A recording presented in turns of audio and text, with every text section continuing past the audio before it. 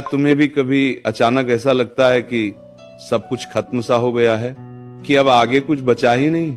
अगर हाँ, तो ध्यान से सुनो, क्योंकि अक्सर वही पल नई शुरुआत का पहला संकेत होता है। ये सत्संग पूरा सुनना। राधे राधे प्यारे भक्तों, जीवन जब तुम्हें बार बार तोड़ता हुआ लगे, जब मन भारी हो जाए, जब रास्ते धुंधले दिखें, तब ये मान लेना कि परमात्मा कुछ बड़ा रच रहे हैं। क्योंकि परिवर्तन शोर नहीं करता, वह धीरे धीरे भीतर उतरता है। कभी सोचा है, अच्छा समय आने से पहले जीवन इतना मुश्किल क्यों हो जाता है? श्री कृष्ण कहते हैं, जब आत्मा को ऊंचा उठाना होता है तो पहले उसे गहराई में उतारा जाता है। सबसे पहला संकेत होता है अकेलापन। भीड़ में बैठे हो, फिर भी मन खाली है, लोग आसपास हैं, फिर भी भीतर कोई नहीं।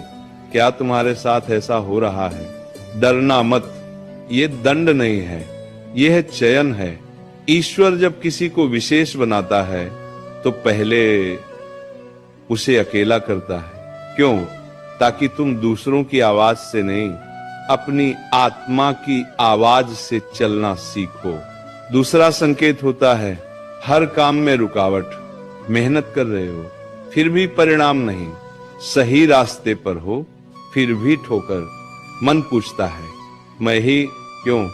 लेकिन गीता कहती है, जब पुरानी व्यवस्था टूटती है तभी नई व्यवस्था बनती है। जो चीजें गिर रही हैं वो नुकसान नहीं थी, वो रास्ता साफ कर रही हैं। कभी ध्यान दिया है, कुछ लोग अचानक दूर हो जाते हैं, कुछ रिश्ते बिना वजह टूट जाते हैं।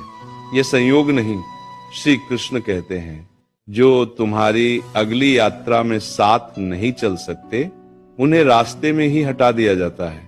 तीसरा संकेत होता है तुम भीतर की ओर मुड़ने लगते हो। पहले दुनिया बदलनी थी, अब खुद को समझना चाहते हो। पहले शिकायत थी, अब सवाल है।